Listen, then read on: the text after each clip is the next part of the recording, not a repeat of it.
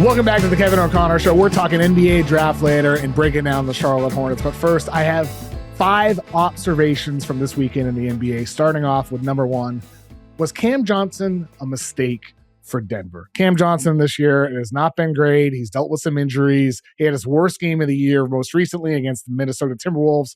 0 points on 0 for 6. This season, he's taking a career low 4.5 threes per game. He has the 3rd lowest points output of his career compared to just his first and second seasons. And I don't get the sense that there's trust on the side of Nikola Jokic with Cam Johnson. Cam Johnson is shooting only 36% on threes on passes received from Jokic. And if you look at the numbers this year with Jokic's dribble handoff partners, Cam Johnson is just not producing. Jokic and Johnson are producing 0.84 points per handoff. Murray, by comparison, the guy, obviously years of chemistry together, 1.09 points per handoff. Christian Brown, who is not shooting the ball well this year, 1.06 points per handoff. Tim Hardaway, 1.16. Julian Strawther, 1.23 points per handoff when paired with Jokic. And Cam Johnson, again, 0.84, a very low efficiency amount, worse than what Michael Porter Jr. has done in the past. And he was the MPJ replacement. And at the time of the deal, I liked it for Denver. I liked the fact that it opened up cap space. They got Valanciunas. They got Bruce Brown. They added Tim Hardaway. Like, there's benefits to doing the MPJ for Cam Johnson trade, but the way I've been thinking about it recently with Cam Johnson's struggles here in Denver is a year ago, prior to the deadline, I was making the argument that Oklahoma City should trade for Cam Johnson. I felt like a good price, go for him. They add some more shooting. It seems like OKC made the right decision to bypass getting Cam Johnson. Obviously, they go on to win the finals. They didn't need him. And Denver, to be determined. To be determined. We shall see if this will end up a mistake or not. But right now, today, it's looking like the wrong move to target him. And we'll see over time how that improves. Mentioning OKC, number 2 here, why did Nick Nurse hate Jared McCain so much? Because OKC gets Jared McCain. He is instantly productive. He's been awesome for the Thunder. He has 2 games scoring 20-plus points already. He played clutch fourth quarter minutes in OKC's win against Denver on Friday. Tons of buckets in that fourth quarter. So Nick Nurse, the Sixers head coach, pre-trade, Jared McCain was scoring 13 points per 75 plays on a effective field goal percentage of 48.3. McCain last year as a rookie prior to his injury was at 19.4 points per 75 on 55.3 effective field goal. This season with OKC, he has basically the same numbers, 19.5 points per 75 on 57.9 effective field goal. So basically the same stats for McCain with OKC as soon as he is acquired by the team compared to last year pre-injury with the Sixers. And the big difference, you can just see him playing with a freedom. They're giving him the ball into different situations. They're running him through actions with the intent of giving him the ball. They're giving him freedom to take shots off the dribble. It felt like Nurse just took that away from him earlier in the season. And like, I know Sixers fans who are in support of the trade will say, well, we have VJ Edgecombe and Tyrese Maxey. There's just not minutes for a third smaller guard in the rotation. That's not an excuse. OKC has SGA, J-Dub, Isaiah Joe, Kaysen Wallace, AJ Mitchell, Nikola Topic, their lottery pick last year. OKC has a stronger argument for not wanting McCain on their team than the Sixers do. At the end of the day, Daryl Morey talks about how they sold high. I do think Morey, from his perspective, he's saying that he's getting ripped for that statement still. Every day, Sixers fans are commenting about that. From his perspective, he's saying we sold high because his value was only going to get lower here. He's just not saying the second part is that Nick Nurse wasn't playing him. The reason why McCain's value was dropping was because of Nick Nurse. That's the way I feel about it here. Philly had to trade McCain now because it was only going to get worse. Nurse failed McCain. That's just the reality of it. Nick Nurse failed McCain. The Sixers' cheap ownership wanting to get under the luxury tax again, duck the tax, they failed the team as well. And so Philly's in this position where they kind of sort of feel like they got a shot, but they lost one of their better players, and he went to the best team in the league, the favorites in Oklahoma City, and already they've figured out how to use him, and that's become very obvious since that deal happened. Number 3, talking about trades, watching the Spurs against the Knicks on Sunday. Very fun game. Not like the most competitive. Knicks pretty much handled them, and that's part of the reason why I have this thought on my mind is, will the Spurs regret not making a trade? Because the way the Spurs defended Josh Hart, they do what a lot of teams do. They had Victor Wembanyama on him. They sagged off and let him roam. But instead of ignoring Hart, what the Knicks did was they got him involved. And that led to opportunities for Karl Anthony Towns to crash the boards over and over again and just overpower those smaller Spurs wings players. And I thought the Knicks nailed the game plan by putting Cat down low.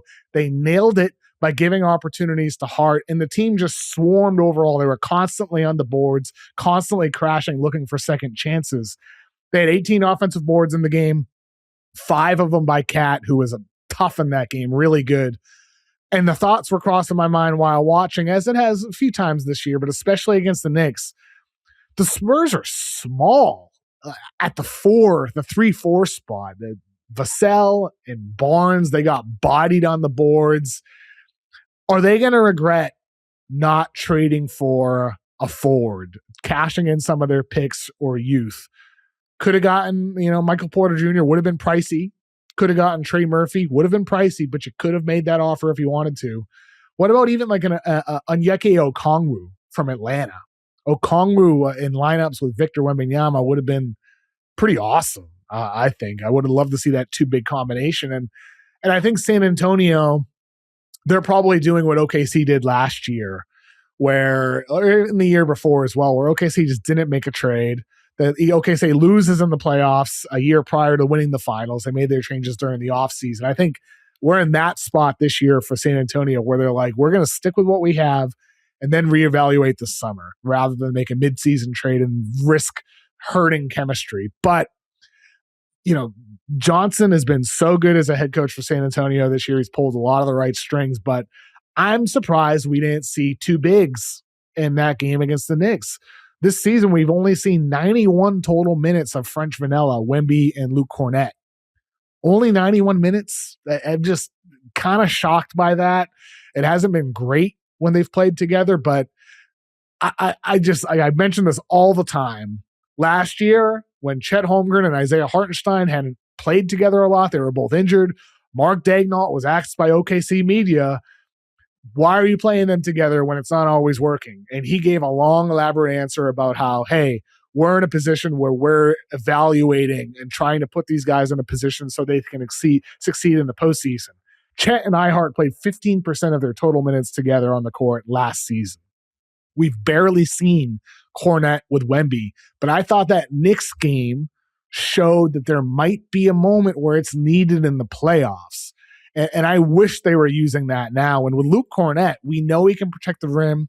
We know he's a lob guy. We know he makes good decisions as a passer as well. I want to see him play with Victor a little bit more often down the stretch in order to prepare for the postseason. And in the back of my mind, I'm also wondering, is there any chance we'll see Cornette go back to shooting threes? He had 129 made 3-pointers in the first 3 seasons of his career. He's had only 19 in the 5.5 years since then. He got rid of the 3-pointer. He became more of a rim running center, but he was a 36% guy from 3. That's a threat for a 7+ footer. And so I wonder if maybe we'll see Cornette play some 4 and 5 next to Victor Wembanyama and maybe hit the 3-pointer again, because that would help solve what they decided not to fix at the deadline with a trade for a bigger 4. Number 4, Miami exploited a problem in Houston. On Saturday, we saw the Heat play zone defense a lot against the Rockets. 46 of their 97 plays against Houston were with the zone. Houston had a 107 offensive rating against man-to-man defense. They had a 65 offensive rating against the zone. Awful. So Houston, they shoot 8% worse effective field goal against the zone. So against man defense, Houston is 29th in the NBA in three-point rate. Only 34% of their shots come from three-point range. Against zone defense, they're 13th in the NBA against three-point rate with 53% of their shots coming from three. And that's why Miami did this against Houston. They wanted to turn Houston into a three-point shooting team. That 34% to 53% increase is the fourth largest increase in the NBA when teams are facing a zone behind the Suns, the Knicks, and the Wolves. But those three teams are happy to shoot more threes. They want to shoot more threes. They're better, more efficient when they're playing against a zone defense. The Rockets, like I said, are worse. 8% worse with effective field goal percentage. And I am watching that game against Miami. Great game plan by the Heat. Really well done by Spo. But then with Ime Udoka on the other side, it's been a topic all year long. Their offensive struggles, endgame situations, getting stagnant. I wonder if we're going to see teams just pull that out against Houston in the playoffs and say, you're going to have to score against the zone, and you don't have the ability to kill us with two bigs anymore because Steven Adams is out for the year. You don't have the ability to break down our defense with creation because you don't have Fred VanVleet. Like, it's just, it feels outrageous in some ways to like talk about Houston this way because they're in third place. They have a really weak schedule this week. They're probably going to win every game this week. I would hope they win every game this week. They got games against the Wizards, the Warriors without Steph, and the Blazers without Avdia. They should win all three of those games before they face San Antonio on Sunday, a big national TV game on NBC. So the Rockets might be 40-22 going into that game against the Spurs on Sunday. And yet I kept thinking to myself, is their season over already? That's where I'm at right now with the Rockets. I have major concerns. And I think the Heat put that on display with how easy it is to turn them into an inefficient shooting team, even worse than what we often see from them in the half-court situations. Last thought here before we get to conversation about the Charlotte Hornets. Mo Diawara. Pooh, boy. I mean, he had a big coming out party on Sunday for the Knicks in their win against the Spurs. He had 13 attempted three-pointers in 15 minutes. That's the most threes per minute that any player has ever had in NBA history. 13 threes in 15 minutes. And he's letting it fly this year, 39.8% from three-point range on 83 total shots. He was the 51st pick in the draft, late second rounder. He played in Cholet last year in France, and he took only 2.2 three-pointers in 20 minutes per game. Shot only 28% on those threes. He was inefficient on open threes. He was inefficient when contested. He was more of a slasher. That's what he's done a lot overseas. And he still does that for the Knicks. It's why I'm bullish on him. He's not just like some spot-up three-point shooter who doesn't offer anything else. He's a slasher. He can put the ball on the floor a little bit, get to the rim. We saw that from him throughout this season. But the shooting with what he provides, I wonder how for real this is. At 40% right now, almost 40%, compared to sub 30%, basically at every other level of basketball overseas. Did the Knicks fix something? I've watched a lot of his shots. I compared it to what he did in Cholet. I'm not noticing anything dramatically different with the way he's holding the ball or his footwork or anything like that, but he's looks comfortable when contested, when open. It doesn't matter. He seems for real. I want to look into this. I haven't looked into it yet.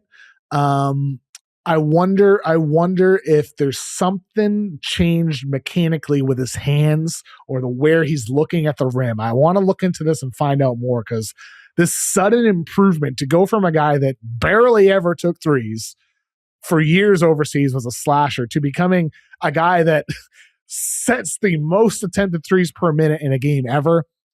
I just can't fathom.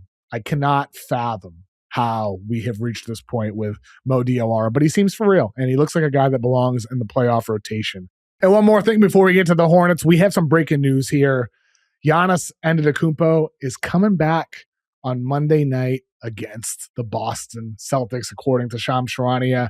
He says that Giannis, after missing 5+ weeks with a right calf strain, is making his return against the Celtics. This is interesting.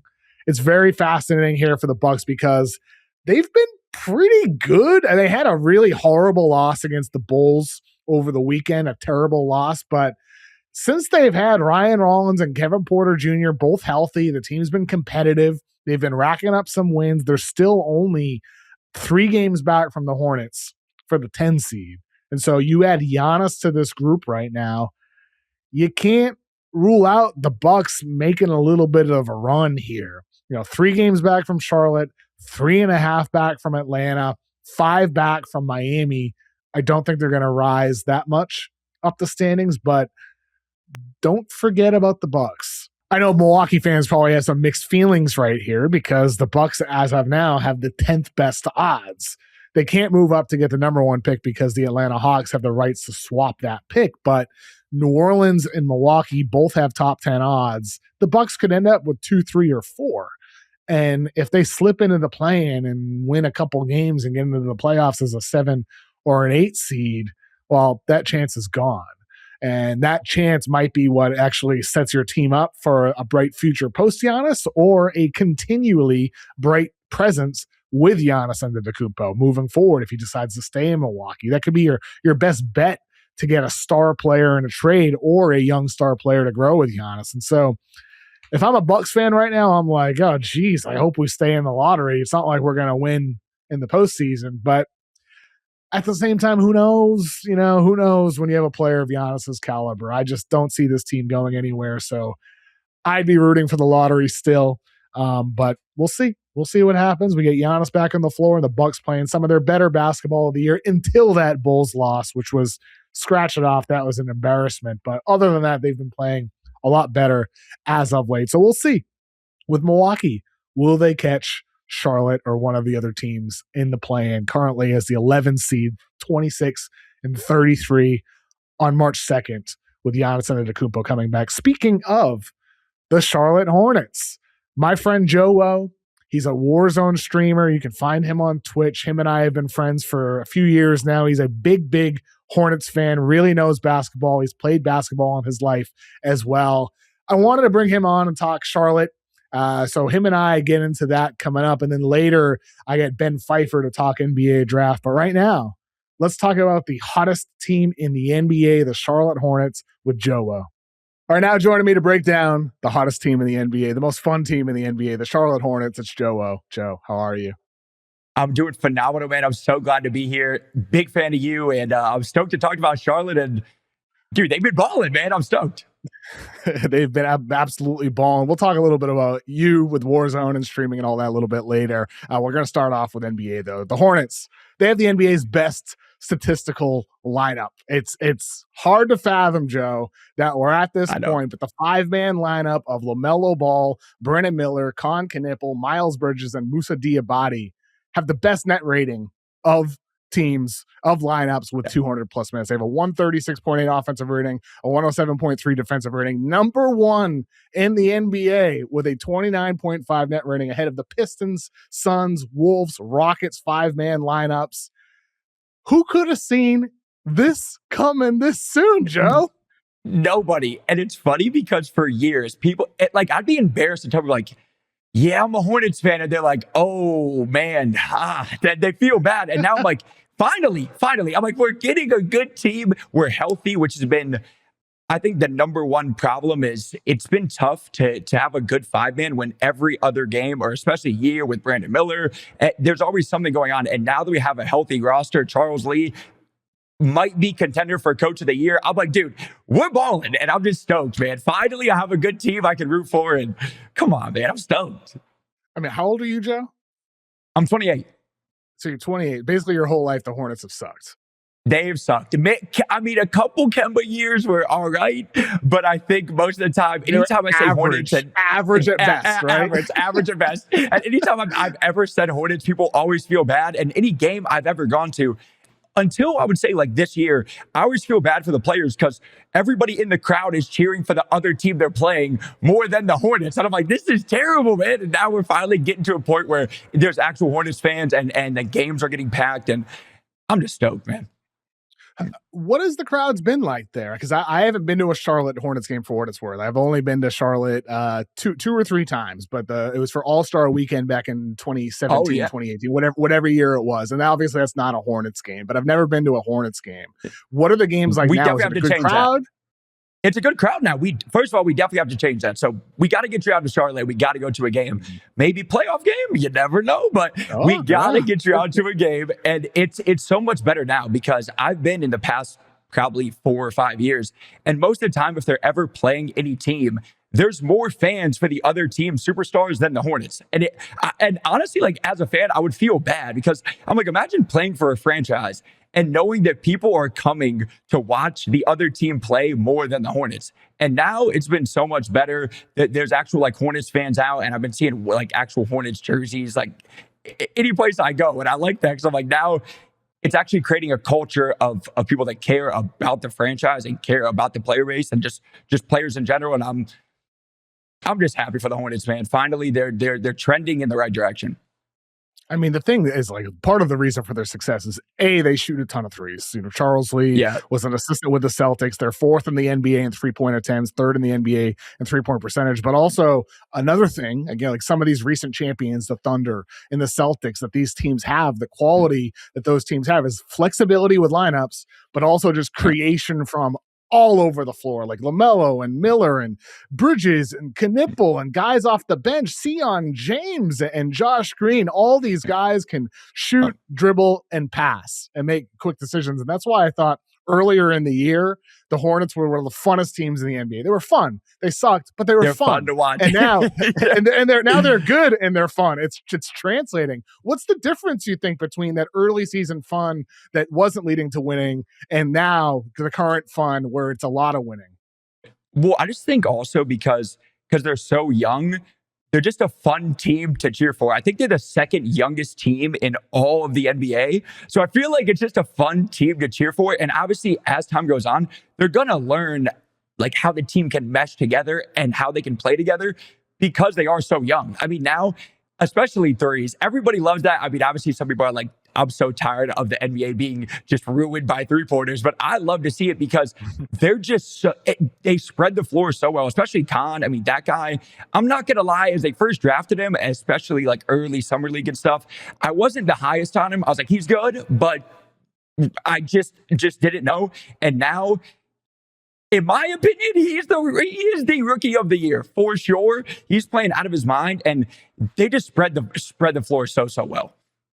Yeah, Con Knipple, I mean, it's neck and neck between him and Cooper Flag. I waver between them. Like, Con has just been so steady from start to today, and whereas Cooper's missed time, and Cooper's also had some highs, he's had some lows. Cooper's had some greater highs, but Con is just every night in, night out, really good for Charlotte. And, I mean, like, this dude is just unbelievable. And Con Knipple, he's having one of the greatest shooting seasons we've ever seen. It's really an all-time great shooting season from Con Knipple.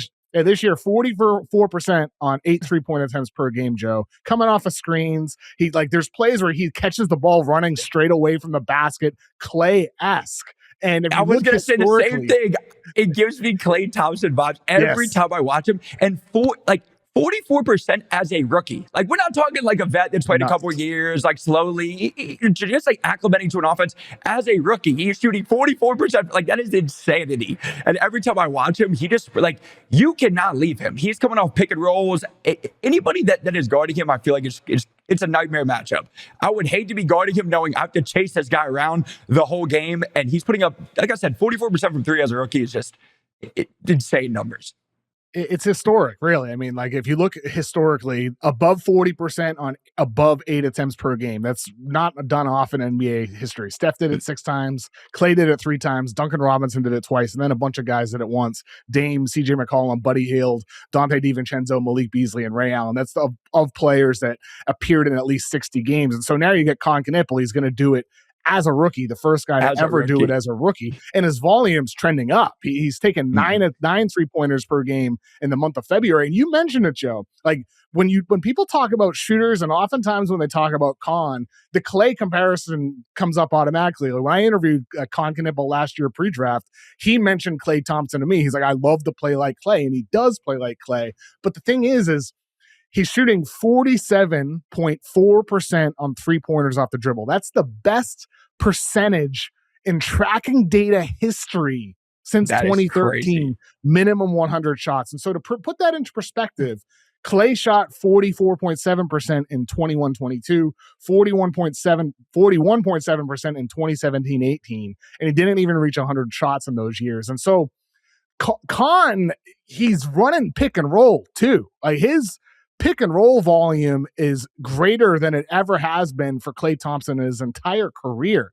Con's running 8.2 pick and rolls per game. That's more than Klay Thompson ever has. And obviously the Warriors weren't a heavy pick and roll team, but it just speaks to where Con is today, where he can use pick and roll as a playmaker, getting into the teeth of the defense, making kick out passes, finishing inside, pulling up from mid range, pulling up from three. The dude's a dominant force, and he's only a rookie.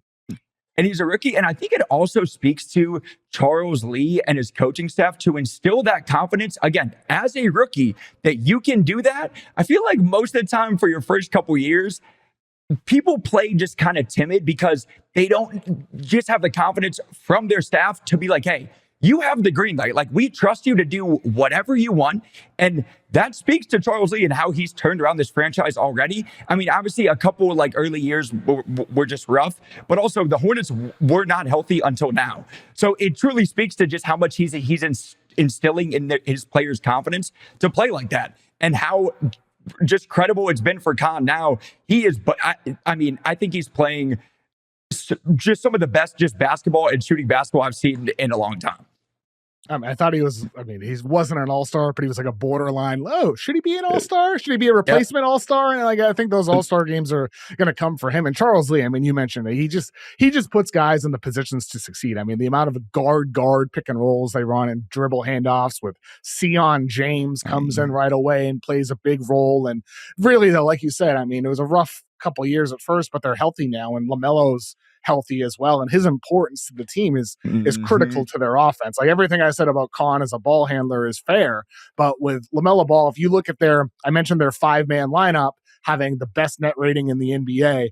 If you remove LaMelo Ball from that equation, their net rating falls apart because their offense falls apart. Their defense stays great. They have a 108.3 defensive rating with LaMelo Ball off the floor, but their offensive rating craters to 91.9. And so they go from a plus 29.5 net rating with all 5 of those aforementioned starters on the floor to minus 16.4 when you remove LaMelo from the equation.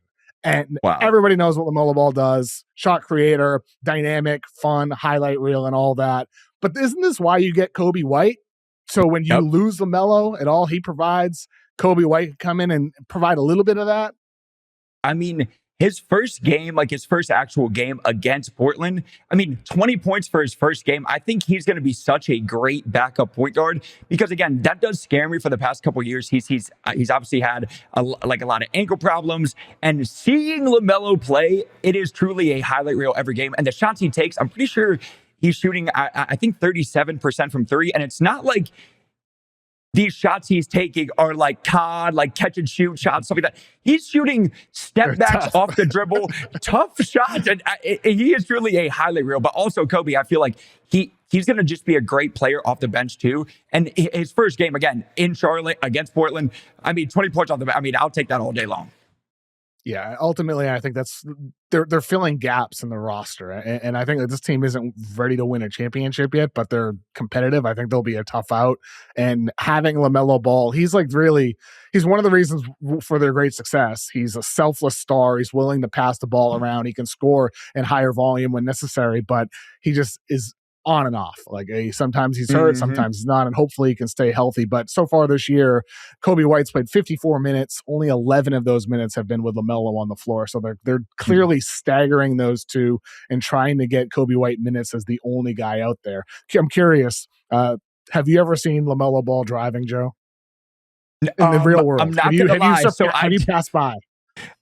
So I actually lived uptown Charlotte for 2 years, and I would walk my dog, and I would see him drive. Well, I would hear him first, and then I would see him driving. The rumors are no joke. The rumors are no. When I saw that, it was so funny because I'm like, dude, I would see him driving all the time in a pink Rolls Royce or whatever, and everybody was like, that's freaking LaMelo, and I would be like clutching my dog, like not like this. But yeah, after I saw that, obviously all of this stuff came out, all the videos. I was laughing. I was like, I saw that for many years, man. So it's great. I mean, there's been videos of him like going through reds and cutting in front of cars for a long time. Like you've seen videos, and then the recent one with the Hummer, the accident. I saw people saying like LaMelo's license should be taken away, and maybe it should be. I think he should be required to use a self-driving car. LaMelo should only be able to get him a Tesla or something. Full self-driving. Yeah, that's it. Get him a Tesla full self-driving, or like bring Waymo to Charlotte. One of the two. He needs to be required to use for the safety of the citizens. And his own play. You can't have LaMelo getting hurt. It's been too many years of him being injured. I want him healthy, bro. Okay, just that's all I want right now. But it's so funny because after I saw like all the comments and those like, dude, I lived up to, and I was like, I lived up to too, and those were no joke. I would hear him first, and I'm like, oh no, I'd be like, get my dog closer to away from the side. I'm like, no, we're not doing this, man. So that's hilarious. Oh my god! I mentioned the on-offs with LaMelo. I want to look at the on-offs for the opposite side of the floor with Musa Diabate. Musa Diabate, I think, the most underrated player on the Hornets. Yep. Nobody ever talks about him, but the Hornets defense this year, like I said, plus 29.5 with that starting five. Their defensive rating goes from 107.3 with Musa to 130.8 without him. So they go from a plus 29.5 net rating to minus 1.9. And with Diabate, I talked about him on the podcast a couple of weeks back, a little bit before the fight and the suspension and all of that.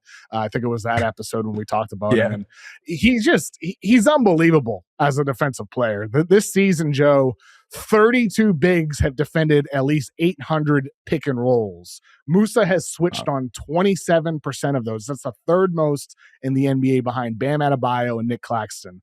Kalkbrenner, the Hornets backup center. There. Really, it's the best company possible, especially next to Bam. Kalkbrenner is second least of those 32 bigs and switching ahead of only Donovan Clingan with the Portland Trailblazers and behind only Nikola Jokic, just to give some perspective on how they play. They want to switch. That's what they want to do with Musa Diabate. He's able to switch on to guards. He's able to switch on to forwards. He's just so active on the perimeter, so quick. In a game against the Rockets a couple weeks back, he switched on to Kevin Durant and just completely contained him on his drives to the basket. And that's what Diabate does over and over. What do you see from Musa as a really important piece to this Hornets defense, and why is he so underrated, do you think? I think that the number one thing that is just so overlooked is his motor is insane. He plays hard every single possession, and that is my favorite thing. Off switches, off any play, I know that he's going to play the hardest, probably on the floor. And that is my favorite thing about any player. I love to see somebody playing that hard. Even on the offensive end, he's averaging like 3.7 offensive rebounds a game. So you know he's crashing the boards. He's going to be playing hard every possession. And like, I think that he is the glue of our offense, hands down. Yeah, definitely is. I mean, he's the glue of the team. I think he's just the most underrated player, arguably in the whole league. Really, I mean, because like the Hornets, the Hornets are the hot topic right now, and it's always rightfully so about Con and LaMelo and Brandon Miller. We haven't mentioned Brandon Miller yet with the leap he's taken. He looks like Paul George out there, Paul George plus sometimes, but like it's always about those guys. Musa Diabate he's overlooked. It's just the reality of it, but he's one of the better defenders in the whole NBA this season, and he's integral to the reason why they've turned their season around, because they've figured out this guy, like you said, the hustle. He is constantly running the floor. In transition, he's up the floor. He's the first guy up on defensive transition plays. He's trying to get back and corral the ball handler. The dude's everywhere all at once, and he does all the little things. He plays hard. He sets screens. He cuts. He rebounds. I love him. I think he's exactly the type of center that teams want to have if they want to make a run in the playoffs. And that's the thing with this Hornets team. I mean, like I said, they're in the play-in right now. They're the 10 seed in the East. They're probably not going to be upsetting their way to an NBA Finals, but This team has, but it's a scary team. It's a scary team. They're scary. They're gonna be a hard out, and I wouldn't be shocked if they upset somebody in the first round. I really wouldn't be. I don't think that's outrageous to say. Do you? If they can stay healthy, I would not be surprised either. But that's been the number one problem over the past few years is just they got to stay healthy. And they're the 10 seed, right? Yes, 10 right now. I think 30 right now, and 31 so, right now. They're the 10 seed, yes. Yeah, and I'm pretty sure in the next couple games that they're playing the Mavericks, which should be hopefully a win, Celtics, Heat, they could make a run, man. And I'm excited because there's nothing like playoff basketball. Obviously, I do love all these games now, but playoff basketball is when you see teams actually play hard and actually care more than they usually do. And especially, I just can't wait. And I think they could actually upset a team. I truly do. Yeah, it'll be interesting there because I think, the East standings right now, the Magic, Heat, Hawks, and Hornets are currently the 4 play-in teams, and then the Bucks are lurking at the 11th seed. Maybe they get Giannis back, maybe they don't. But with Charlotte, they're in a position right now in the East where, they're only 2 games back from the Magic to get the 7th seed, because with the 7 and 8 slots on the play-in, you only have to win 1 game versus 2 games as the 9 or the 10 seed, and they're only 3 games up on the Bucks, who, like I said, we'll see what happens with Giannis if he does return or not. But ultimately, the Hornets are so hot right now, and they're even only 3.5 back from the Sixers. And we're running out of time here. We're already in March. There's only 6 weeks left in the year to actually get all the way to 6. But the way they're playing, I wouldn't rule them out moving up even to 6 or 7. And I wouldn't rule out a first-round upset depending on if they're healthy, like you said, and how the series goes, and depending on how they shoot the ball in the first round. Because ultimately, since the middle of January, when they sort of started to turn things around then, they've beaten the Lakers, the Magic, and the Spurs. They split their games against the Rockets. They lost to the Pistons, and then they lost twice to the Cavaliers. But those losses to Houston, Detroit, and Cleveland were all close, competitive games. And so it's not like they're just beating up on bad teams. Exactly. And they also, I think it was 2 weeks ago, they also beat the Thunder nobody expected that game. And watching that game just made no sense because it's the Thunder. So I was like, okay, this most likely is going to be a loss for us. And they played some of the best basketball. Obviously a pretty rough game from the Thunder, but even that game, I was like, we're showing signs that we can beat good teams, especially come playoff time. I'm like, you never know. Honestly, you never know. And I personally can't wait for it.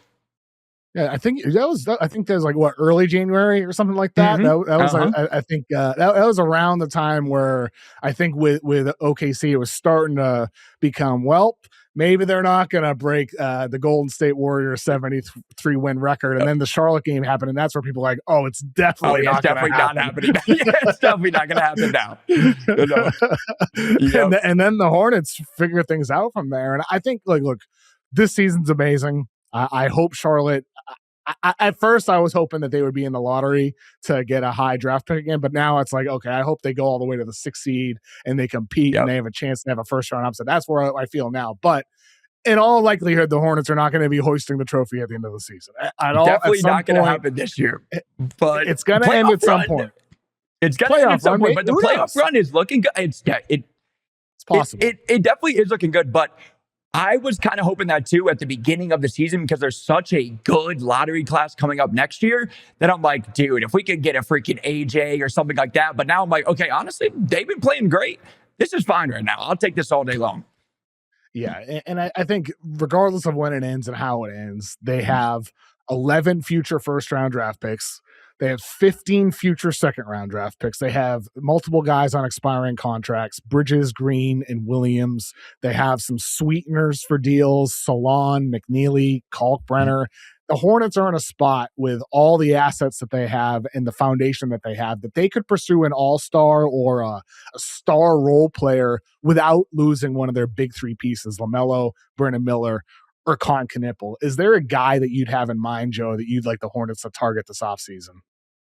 I would like a big man. Honestly, I think Porzingis is an unrestricted free agent. I want a good big man because we have such great guards right now.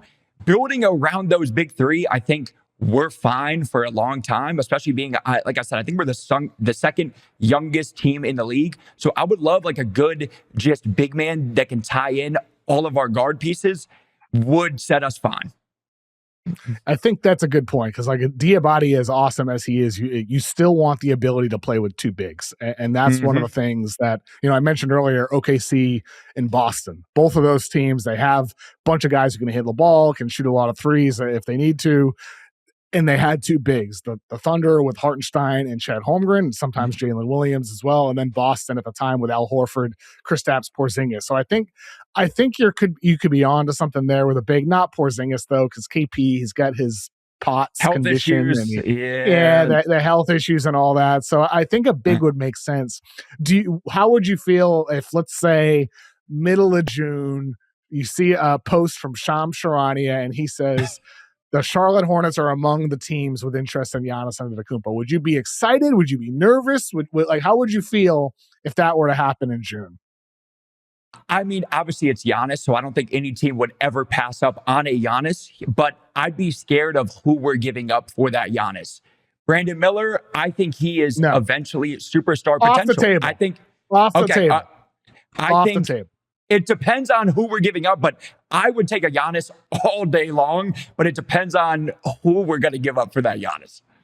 I think some of those expiring deals, Bridges, Green, Williams, and then a bunch of picks, like a very picks-heavy deal with maybe a Solon or a Kalkbrenner or McNeely, something like that as a sweetener and a deal. And I don't know if the Hornets would have the best offer. I don't know if the Bucks would even want what the Hornets are able to offer in that type of deal. But like I said, 11 future first, 15 future second round draft picks. So they're sitting on a mountain of assets. They have flexibility. That's the point.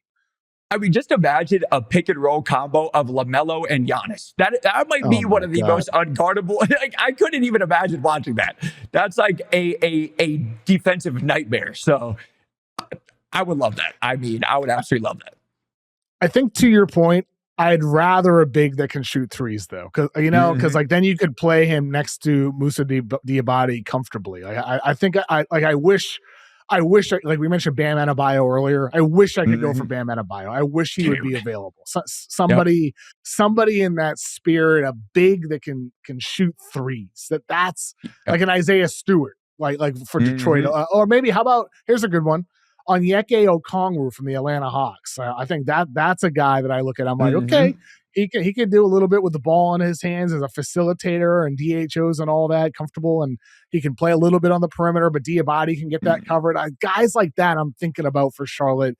But I bring up Giannis because they're in a position where they have enough assets where they could make an offer. That's the place the Hornets are in right now, where they have this foundation that's bright and that's bright today, and that's going to be even brighter in the years to come. And they can be in that conversation if they want to, or they can make some of these moves and kind of these lesser known names around the league. And that's what's exciting, man. Like Con Nipples for real. LaMelo, hopefully he can stay healthy, and Brandon Miller, looking like a we star, haven't even talked man. about it yet, dude. We haven't.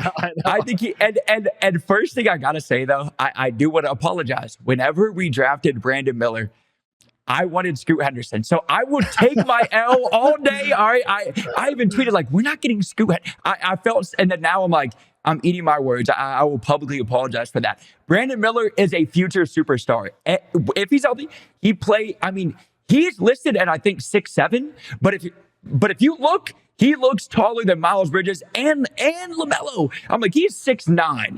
I think he's honestly 6'9" guard. I am a Brandon Miller super fan now. I don't care. He is unbelievable.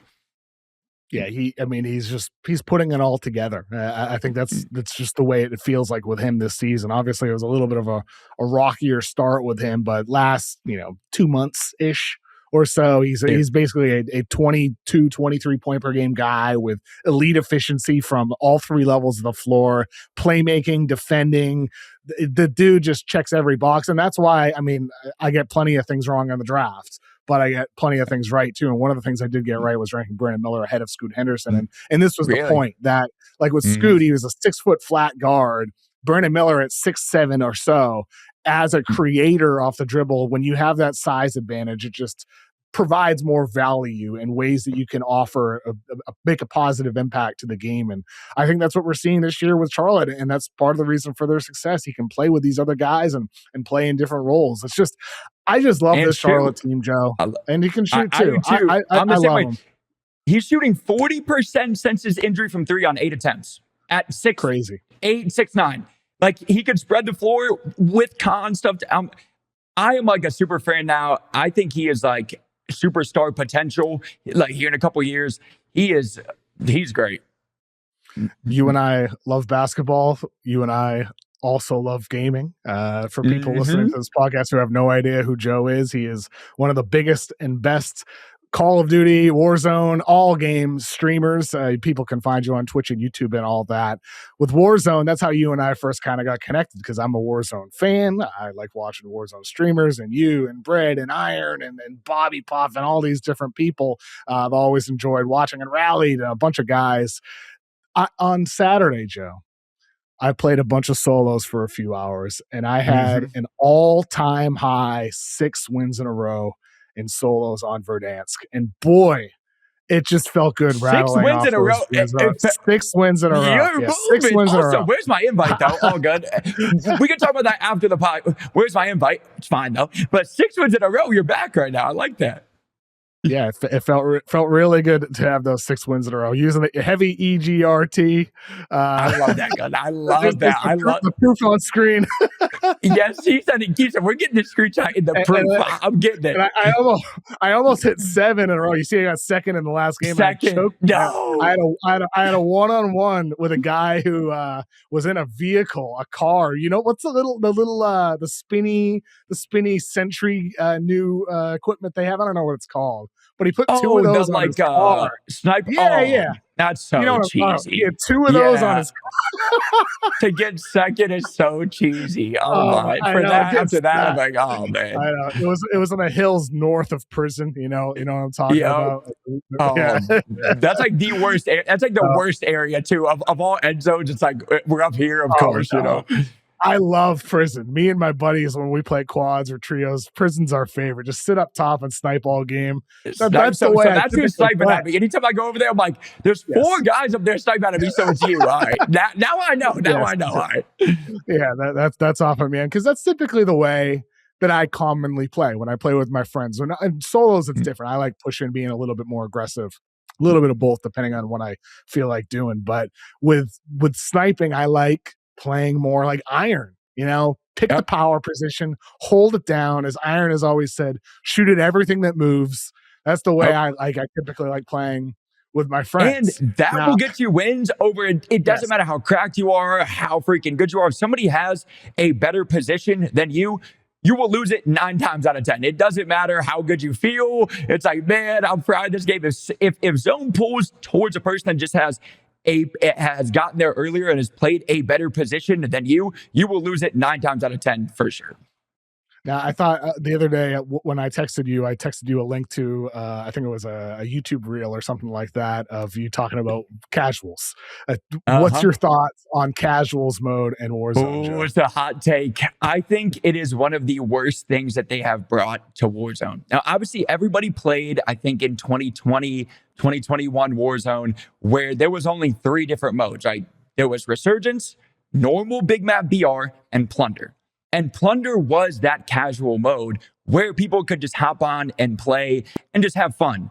Now, if you load up the game, there's 8 different game modes. And I just think that is just splitting the player base in so many just different directions. And it's hard for them to get a grasp on certain new LTMs, certain new modes, trying different stuff, because people are going to default to things that they like and have always played. And I think that the casual mode, which only fighting 4 or 5 other actual teams of players, and everybody else is 100 bots. Like, they're not even people. And I think that has just changed the landscape of the game, where people aren't excited for a win anymore in a normal mode because it feels the exact same as casuals. Yeah, I mean, I think with casuals mode, for however long it's been available, I didn't give it a chance until last month. And last month I was like, I'm just going to try some casuals and see what it's like, see if they changed it at all. Because I remember the first time playing it, it's like the bots would just slowly fly in and it's a waste. The bots It's a shouldn't waste. even be in the game, right? And it's Yep. still like that. The bots are a joke. If you die to a bot, you are a bot. I feel like it's almost not impossible, but it's Impossible. very hard. Like it's Very impossible hard. because it's like but I just don't understand because most people play it now to get guns leveled for camos and stuff like that. I That's don't what I think did. that should even be. That's exactly right. Why I started doing it. I was like, I'm gonna level some guns up, get 40 kills a game or whatever. Exactly. And I completely understand that argument all day long. But the mode that people did that in was plunder. That is how you got your guns leveled in camos, was plunder in OG Warzone. And even then, it's like, that's how it should be, not a casual mode that now you're playing to get guns leveled and stuff. And then people just stay in that mode because eventually there's a brand new map coming out, a blackout mode that's coming out. And I guarantee you, they're going to have a casual mode for that too. They had an LTM that was not casuals that everybody loved. They brought it back the next week as a casual LTM. I'm like, we're doing LTMs as casuals, limited time modes. I'm like, it's just splitting the player base so much. And I definitely understand for casual players playing against sweats all day long is frustrating. But most of the time, I say people aren't going to be fighting streamers every single game unless you are a above average or good player. Skill-based matchmaking is still going to protect you and put you in lobbies that you belong in, not casual mode. I think that is just the worst thing that's happened to this game in a long time. I agree. However, one thing I do have to say is by playing it, I do feel like it made me better because I think that's one reason why it led to me feeling good enough to be able to win 6 in a row in a solo because the way I was playing casuals by trying to rank up by the key weapons I wanted to, I was pushing literally everything for 25 minutes straight, bounty after bounty after bounty, 1-on-3s against crappy human teams, right? Like they're not good. They're true casual players, and I'm 1v3, 1v4ing them, and it's not like you playing on Resurgence or whatever with 1v4 against good teams where you're capable of doing that. I'm like got training wheels on, right? Against some not so good players, but I'm getting the experience of thinking in the moment of having to consider the spatial, the placement of where those 3 or 4 people are and how to interact in those moments. And I think by playing fast, playing against multiple people, it did make me better. I feel like my game has leveled up the last 2-3 weeks since I stopped playing casuals after getting all those weapons done. It was an unexpected consequence. And so the casuals mode, I do think it's a shame that they have all those bots. I do agree it splits the player base, but I do think it has a little bit of usage to create some of those 1v3 or 1v4 experiences. And if they ever remove it, which I hope they do at some point, and bring plunder back, I'm going to use plunder for that too. I never realized that's what the value. That's what it was always for. Yeah, and even in plunder, how people could fly in with their loadout and just fight as many people as you can. Now, if you don't, or there's some people that played plunder like it was supposed to be played and like farmed all the contracts to like win the game, that was the casual mode that you could do. Yes. But most people played plunder to just get guns leveled, get camos, just warm up in general, and that was that mode. And I think that even like swapping over then to small map, people played then small map and Resurgence to fight people, practice your 1v3s, your 1v4s and things like that. And now it's just the casual mode. And again, I see the argument for it too of like, well, casuals aren't trying to just get 1v4'd like against streamers. But I'm like, okay. And you just said it too. It's like, okay, well, if you're also 1v4ing them in casuals, they're going to be getting 1v4'd either way. And most people aren't trying to just play the game and just get better, right? Most people play the game as a hobby for fun. And I think that skill-based matchmaking is still protecting them, even in the normal modes, to still have fun and not fight against bots every single game. I just think it's just gone too far where they're even dropping LTMs in a casual mode. It just doesn't make sense to me. You know what I can't believe? How much Battlefield dropped the ball with their opportunity. I felt like they had an opening. Battlefield, dude. It's just hard to believe. Don't even get me started. I mained that game for a month, and that's actually a great point on the casual modes too. People are like, well, I think just gamers now are tired of BRs. And I would completely disagree, because in Totally Battlefield, disagree. there was no casual mode. But getting a win in Battlefield felt like peak Warzone, like peak Verdansk. Yeah. Now, The fire and the flames, dude, it felt awesome. It was so epic. It felt insane. It's like, dude, this getting a win was difficult. And that's why people played BRs, because getting a win is difficult. Now in BRs, there's Verdansk Casual, which has the same cutscenes, the same fly-in, the same everything, and it feels the exact same to get a win in a casual mode as the normal mode, which is why people don't like playing normal modes anymore, because it's easier, and in my opinion, it's just a free handout to get wins, because you're only going to fight one other team at the end, or maybe two, so it's the exact same thing of just not trying to get a win now. Battlefield was insane because you knew it's difficult. Even the top players on the planet, they're not winning every game. So that was a lot of fun, and they just dropped the ball bad. Yeah, big time, man. I mean, the lack of changes, the fact they don't have solos, or like, why can't you flip the switch and have solos? Dude, proc chat, I feel like it's the number one thing they have to add. And dude, even in other games, Art Greater, stuff like that, proc chat is like the number, especially solos here, it's just fun, but proc chat should be in that game. Solos, there's no map changes, no POI changes. They just dropped the ball. It was supposed to be like $1 million tournament that everybody was stoked for. And now, like, we haven't heard anything about it. We're like, is this still happening, or what's going on? So they just dropped the ball bad. I know, it's really a shame. It's really a shame, because I was excited for it. I thought it would be a competitor to Warzone, but I haven't played it like in a month, and I don't have any anticipation of going back to it. Warzone has improved. I mean, I think. Tell me this. I mean, I know you wear your in-ear monitors when you play. Have you felt like the Warzone audio improved a bit? Did they change something? Because I feel like 100% suddenly improved, right? 100%. Now, right now, though, is like one of the worst audio bugs ever, which hopefully they fix like this week. But just overall, I think absolutely. They also changed it where, especially on the small map, it was very bad, where they buffed streaks. So like you would find way more mortars, precision, stuff like that. And they brought that back because it was bad for a while, where the only thing you would hear while you were playing is a mortar going off, or a PA going off, or a napalm. And it was like, dude, I hear no footsteps because all I hear is just chaos, right? So they changed that. So that's way less of just kill streaks galore. But hopefully after they fix this like stupid audio bug that's been happening on console, PC, just everywhere, it should sound even better. So it's a reloading bug, where it just sounds like you're reloading over and over and over. I tweeted about it. Dude, you got to watch it. I'll freaking send it to you later. Like, I'm standing still and all I hear is a glitch of myself reloading over and over. And you can't hear footsteps. And it's bad because like some people have it and some people don't. A lot of people have it, but for the people that don't, I'm like, count your blessings, because I hear it in my nightmare. It's so bad. Like, it's so bad, but fingers crossed. I have said it to the powers that be that it gets fixed this week. So we'll see.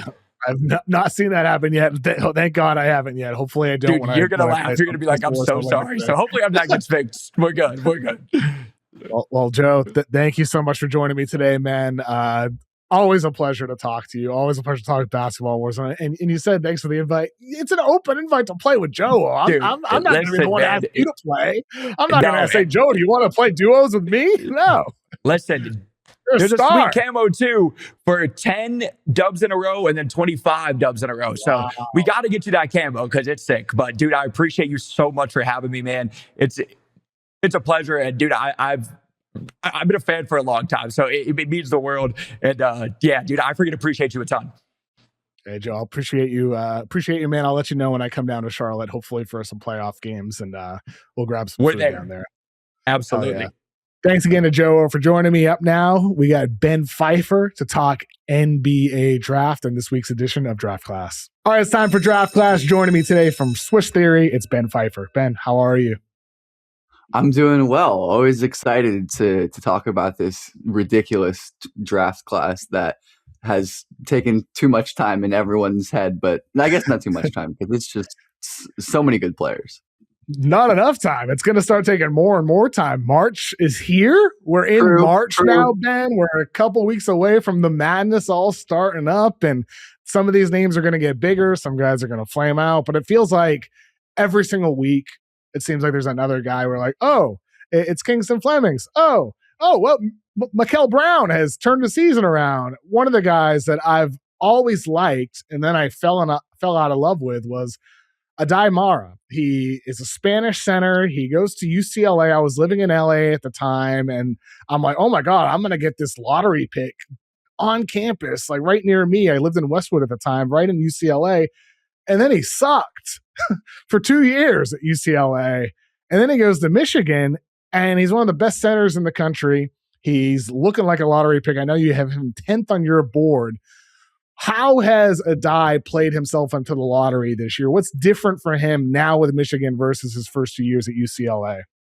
Yeah, I mean, crazy how much situation and context can change things. And also just like getting older, developing, getting better. But like you said, Mara was a like lottery plus level talent as a freshman or before his freshman season with his youth play in Spain. But two improvements to his physicality and scoring, he has developed into an incredible player. And yeah, like you said, I have him 10th on my board.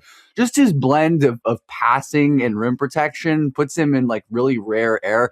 We've seen the kind of stuff like Donovan Clingan has done this year, and I think Mara is like a considerably better passing prospect than he was and probably will be. And he's improved a lot this year as a mover. He can play higher towards the 3-point line and pick and roll coverage, which has helped him a lot. Like, you can't just pull him out and it's over anymore. Like, he still will lose to stretch bigs and quicker, shorter bigs and players who can shoot, but his shot blocking and playmaking and just really impressive skill with the ball to me give him a pretty enormous ceiling. And even though there's some weaknesses, like he fouls a ton, he can be kind of turnover prone. I think the upside with him is gigantic in a really interesting center class with a lot of fun players. But I think Mara, who, again, like you said, has just been one of the best players in the country, full stop, and has finally made good on like the high level talent that he's always shown.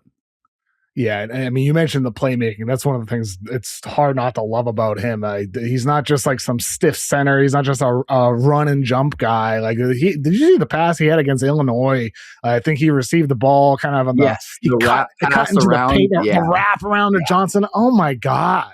I mean, he does that all the time. He had a pass against TCU earlier, one of his first games in the year, where he was just like totally stuck in the corner and like whipped a one-handed pass all the way across to some guy. And I'm like, this is not normal. Some of these plays, I'm like, I need you to chill and maybe take the check down. But like, I'd rather have a guy who's trying and has the vision and skill to make all these high-level passes and like rein it in as he gets older. But yeah, really incredibly talented playmaker. And like you said, just like the highlights are awesome. 7'2". Yeah, 7'2", 7'3", very rare. Genuinely humongous person. Yeah, I'm pretty sure like the assist rate numbers are historic. Yeah, it's all time. I mean, I saw the Bart Torvik stat, how he has the highest assist percentage of any college player 7'2" or taller ever. I think the guy he surpassed last I checked was Roy Hibbert, his 2008 season for a guy 7'2", highest assist percentage ever. And like, so you have a guy who's a rim protector. You have a guy who can pass the ball. When he came into UCLA, one of the things I asked Cronin, I think it was like Cronin's first presser, like entering Mara's freshman season, and I asked, do you have any expectations for him to shoot threes this year? He's like, we'll see. He gave like a typical Cronin answer, kind of a dick in a good way. I appreciated about his honesty there. He's like, we'll see. Well, we did see he hasn't shot threes too much, and I think I'm not concerned about him not shooting threes, but the free throws sub 60% in his college career. Do you have any sense, Ben, that Mara can fix this, or is he just going to be one of those borderline hackable centers? Because that's the number one thing I'm concerned about with him. Yeah, I think it's a pretty legit concern. Under 60% on 200 career free throw attempts is extremely poor. But I think for a player like Mara, with just like how big he is and how many fouls he can draw, like the bar you need to reach as a free throw shooter is so much lower than some other guys. Like if he can get to just like 65%, I think he'll be okay and probably be a guy who you can't hack. And his touch is pretty good, just like around the rim. he can hit some impressive touch shots with both hands. So I don't think it's hopeless in that term, but it seems like a lot of like tall guys like struggle with like the mechanics of shooting free throws. Like their bodies are too big to calibrate their mechanics the way they need to. So I think there's probably always going to be a ceiling on his free throw shooting, but I don't think it's going to be like, or I don't think it's destined to be horrible forever. It certainly could be. It's within his range of outcomes, but I do believe that he can improve quite a bit as a free throw shooter and like, get to 65, 70%. I think that'll be enough. I think that's spot on, right? I think there's just reason to believe he'll become at least 65-ish%. I just wish it would have happened by now to feel a little bit more confident of it. But if he was at that point right now, I think more and more people would have him in the top 10 like you do, or at least in the lottery like you do. Another guy that I know you're high on, I want to talk about our weekly movers. Who's the guy that's continuing to inch up your board this year? That's a good question. I'm a big fan of Cameron Carr, and I've continued to be high on him. I guess it's not fair to really be like I've been high on him all year, but especially just as he continues to play well deep into the season.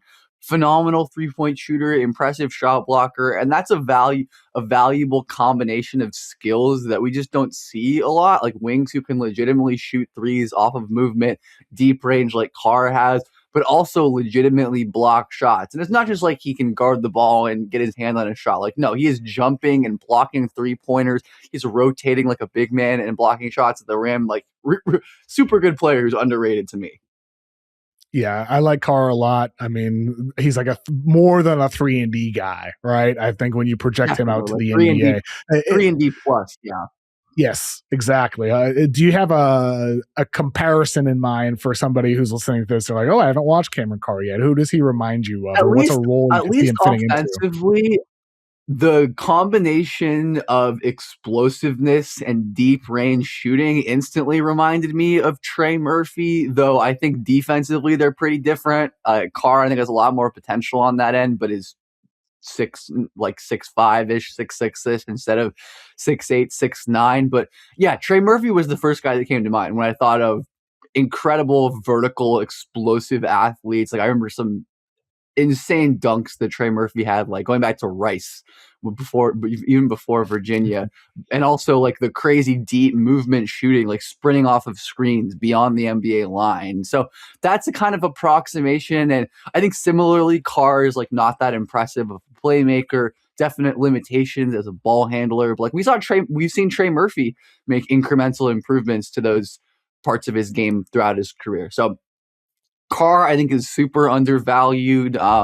Just like had kind of a tough shake his first couple of years, had a bad injury his sophomore year at Tennessee, and just like never really played his first year, but was a great high school prospect. Played at Link Academy where like Trey Johnson, Jacoby Walter, among others, played, and was, to me, like an NBA level prospect in high school, and is finally making good on that in his third year, or I guess like technically his sophomore year at Baylor. But you have him ranked 12th on your board. We mentioned Mara. You have him ranked 10th. One of the guys I'm interested in that you have ranked 8th is Jayden Quaintance. And people listening to this podcast, they might know Jayden Quaintance was a young prospect last year at Arizona State, 17 years old, had a really good year, just destroyed his knee, ended his freshman season, then he transferred to Kentucky. And this year, it's been up and down for him. He's played in only 4 games. He's currently sidelined indefinitely with soreness in that surgically repaired knee. Recently, CBS did a mock draft where they wrote that they'd be surprised if Quaintance doesn't go back to college after playing only 4 games this year. And then his father made a post on X linking to that mock draft, and he said he will definitely be surprised. So his father is signaling that despite playing only 4 games this year, despite having a major injury that ended last year for him, that Quaintance is probably going to be going to the draft. I view him more, Ben, as a mid-late first guy. I mean, I know he's a transformational defensive prospect, but I just don't see a lot there offensively for me to feel like he's ever going to be a heavy minutes guy, a reliable offensive talent. But you have him 8th, and so you definitely must feel differently about him. Sell me on Jayden Quaintance. What's the case for him as a lottery guy still? Yeah, I'll say just at the top, I am starting to get cold feet just because of like I don't like the idea that a guy whose game is predicated on explosiveness and movement skills is already dealing with such complications from lower body injuries. But my problems with him are, yeah, off court injury related. I think I generally agree his offense is far away, but as a freshman at Arizona State, I think he showed enough ball handling and playmaking flashes to project him beyond a player like Bam Adebayo or Robert Williams. Like you'll see him comp to defensively, but I think he's way more skilled and offensively capable than those guys at the same stage. And like what Quaintance did as a defensive player at Arizona State as a freshman makes me think that he could legitimately be a defensive player level guy at his ceiling. So even if his offense is always going to be limited, I think it's worth adding a guy like that in the lottery of pretty much any draft, even if he's not going to be an excellent offensive player. There's like an unbelievable athlete, psychotic explosion, like incredible leaper who can also move, switch out onto the perimeter. But again, always going to be like TBD based on how healthy he looks. And it's weird, right? Like the first game he came back against St. John's this year, he was phenomenal. He destroyed Zuby Ejiofor. He looked like a top 5 pick. And then in the next couple games against Alabama, Missouri, and like some random team I don't remember, like he looked awful. So I kind of wish like if he didn't play at all, maybe it would be easier to like project him because we don't know what he looks like. But in terms of pure talent, I feel pretty good about having him as like a locked in top 10 guy. I think the defensive projection, like, he is one of these game changing defenders that can move the needle in a way that I think most individual defenders, especially like at a playoff level, can't because of his versatility, because of his shot blocking. I think he's going to be a great rebounder too. But I will say, I don't have like inside information, but just reading the tea leaves, I also would not be shocked if he didn't either. I mean, I guess maybe he's going to declare for the draft regardless, but it wouldn't shock me at all if teams were scared of him, right? Like, I understand it. He's very raw and has extremely concerning injuries at the moment. And, obviously I'm not a doctor. It doesn't shoot. It just doesn't shoot. Like he has 32 3-pointers and he's made only 6 of them. He's made only 45% of his free throws. 45%. That's not sub 60, it's sub 50% with him. And he's a guy where I think the percentages matter a little bit more, especially considering he's a guy, you mentioned the handle, right? He can handle the ball on the perimeter. He's got some skill, some creation skill, especially in the open floor. Like Aday Mara. Yes, exactly. And so that's where I look at it and I'm like, well, how much is the creation going to matter if he's a complete non-shooter and if he's a hackable player, 100% a hackable player. Like, and it's not just like, I don't think it's just like an easily solvable mechanics issue. His shot is ugly. It's an ugly looking jumper. Like he needs an overhauled mechanics change. And so that's where I look at him. I'm like, I just got injury questions, the durability questions. As you said, if he's already got lower body injuries and he's so reliant on athleticism, can you rely on it to sustain moving forward? And then the shooting questions on top of that, offensive fit questions if the shooting never works. I just got a lot of concerns where Quaintance to me is the type of guy where if I end up wrong, so be it. Like if I'm drafting, I'd be okay with missing on Jayden Quaintance. That's the way I feel with him. I'd let somebody else take him. I think it's just going to be like every team's appetite for risk tolerance. Because if you're going to, if you hit on Jayden Quaintance, I think you're going to hit really big. And like, I probably wouldn't ever project him to shoot. I think I agree with you. I mean, it's a really rough projection. And even if it became just like kind of decent, that would be huge. But I think there's enough utility for his handle on like dribble handoffs and face ups and short roll passing that I could imagine him fitting in offensively. But if he's never like his full level of explosiveness, then I don't even know if it matters. But I will continue to be high on him unless we get like concrete information or something about his injuries. And in that case, I think, totally reasonable to be concerned. I just wish we could have gotten him playing this year at Kentucky. Like it's just Unfortunate, obviously, and I'm sure Would have sucks been for him nice. to like play. Yeah. Would have been so nice. But I mean, as you said, like it's going to be a matter of which team feels like they have some risk tolerance to take a guy like him. And I think there's some teams I can see taking a swing in the middle of the first round in the late lottery, but I think he's going to declare, as his father's suggesting. And then from there, we'll see what type of feedback he gets from NBA teams of whether it makes more sense to go back to school or to stay in the draft. Because if he gets intel like you're a early second round pick or a late first, he might be like, oh, dang, I got to go back to school for another year. And then next year in a weaker 2027 draft class, maybe then you can contend for a top 3, top 4, top 5 pick. And there are going to be guys that end up doing that. It's just inevitable. Absolutely. It's going to happen. And there's going to be guys who do that who we have no idea, who we're not even thinking about right now. There'll be surprises that we don't expect. Like Keaton Wagler, it could happen. I'm not going to rule it out. I was literally just kind of, that thought crossed my mind. I don't think it's gonna happen, but it did cross my mind because you never know. I think he's going to take advantage of the hype right now. And it really is. You never know. An NIL just changes things. Like it changes how prospects can think. And I think that also needs to change how like we as draft people think about age and about prospect development and about go back to school, go to the draft decisions. Like there's so many different factors that are beyond now, like just the pure level of the player. Like it used to be like, oh, if you're good enough, you go. If you're not, you're probably not. But now it's like, oh no, Yaxel Lindenberg could have been a first round pick last year. But like comes back, is the best player in the country or right there and is going to be a lottery pick now. So obviously these things cannot work out too. Like maybe Jayden Quaintance comes back, he can't shake his injury stuff and it never works out fine. But I think there's people are realizing, and players and agents are realizing, that there's a lot more benefits to like playing in college and getting those high level like in-game reps rather than like one, either going lower than you want, or even if you go where you want, sitting on the bench and not developing, because unless you land in like the right spot, you're not going to develop the way you should. Yeah, 100%. I mean, I think for some of these guys, it's going to be a tough choice, and it might also depend on intel with what they get. And some guys just want to go to the league; they don't want to do college. And so we'll see what happens there. I think we'll see how much the middle of that first round, the late lottery range gets diluted. Like some teams could end up getting hurt there. And I think you look at the Western Conference right now with some of these teams. We know who's going to be in the play-in. Like the teams currently in the play-in in the West, the Suns, the Warriors, Clippers, Blazers, none of them are going to drop out. Like nobody's catching the Grizzlies. It's only a matter of who's going to move up. And the Clippers don't have their own pick. The Suns don't have their own pick. The Blazers do.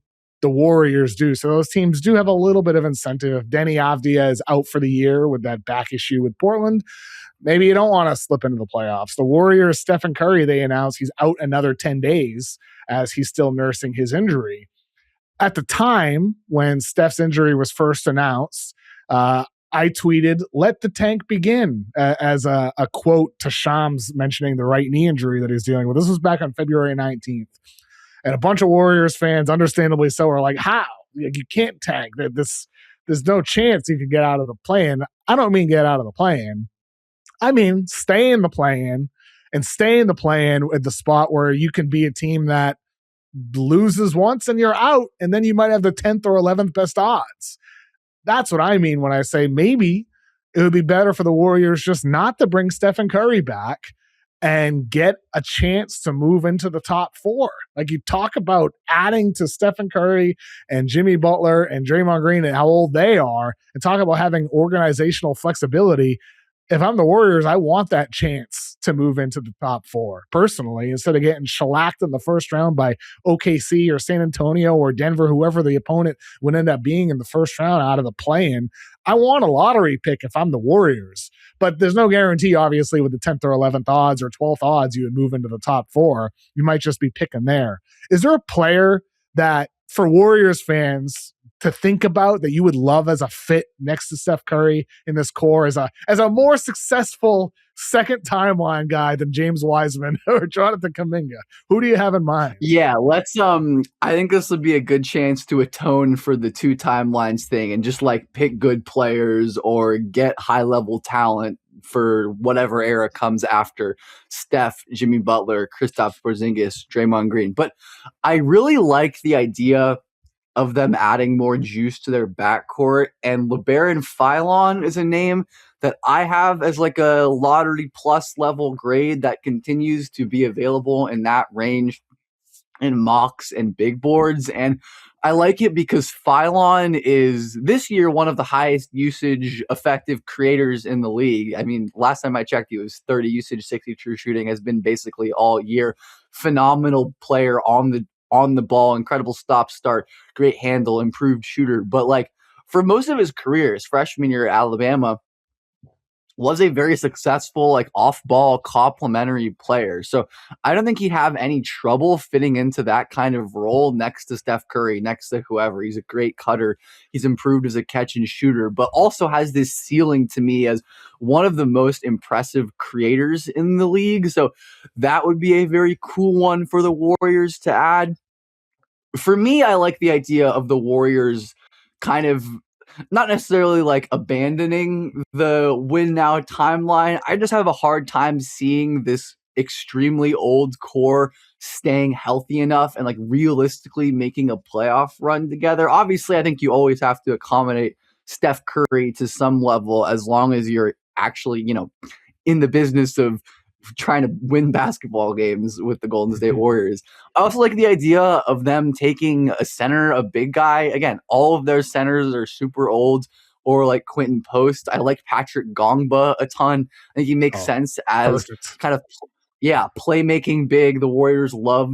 I mean, I think people have comped them to Al Horford, and I can definitely see some of those shades. Like exceptional passer for a big, can really dribble, pretty fluid mover, and like a smart rim protector despite not being like an exceptional athlete or anything. So I think those two, Philon and Gongba, I think would both be incredible and kind of fit two different needs and things that the Warriors could benefit from. But I think the Warriors would go like a ton of different ways, honestly. And I think, yes, it would always be nice to like move up more, but I do think there's a good chance that like this middle of the first round could still end up being, super loaded relative to most drafts. Oh, for sure. I mean, like, who knows if a Michael Brown, if he ends up being one of the four or five best players in the draft class. You can't rule that out with some of these guys that could be there in that 8 to 12-ish range for this year's class. It could be a special group, and depending on who stays declared. And I think, one of the things that's going to be interesting down the final stretch of the year is, so Kawhi Leonard came back this weekend for the Clippers. Darius Garland is making his debut on Monday against the aforementioned Warriors. So the Clippers are back to full strength. They got their new point guard back. They got Kawhi back. The Clippers are still in the play-in right now. So they're only, five games back from the Suns. It's going to be hard to catch them the last 6 weeks or so, but they're only 2.5 back from the Warriors. We're about to find out these next few weeks with Darius Garland and Kawhi Leonard. Are the Clippers going to move up and be in the play-in and be in a good position to get into the playoffs, or are they going to be in this spot with injuries and still in the 9 or 10 spot where they could be eliminated, giving the Thunder another lottery pick? We're about to find out what's going to happen to this storyline that really dominated the beginning of the year, with the Clippers being at the bottom of the NBA and the Thunder being on pace for 78 wins. Well, the story could return to close the year, just with the Clippers being in the late lottery instead of the bottom of the barrel in the NBA. But I've said this on my pod before. People hate me for it, Ben. I would love to see OKC move into the top 3 or 4. I just think the drama would be hilarious. It would be one of the funniest possible outcomes. I do. In this regard, I do. It would be an objectively it would be an objectively funny outcome for some people. I think for a lot of people, it would be absolute nightmare disaster fuel. I wouldn't really care that much. But I think the idea of them getting a late lottery pick in this draft is still terrifying, even if not like Yes. as abjectly terrifying. Hey, I mean, what about OKC as like a Quaintance team? Like if he declares if they like him, you let him sit for a year or two. Exactly. No reason to rush it. Yes. No reason to rush him back. Like they've already done that with Topic and Sorber the last couple of years. They clearly are not like gonna be.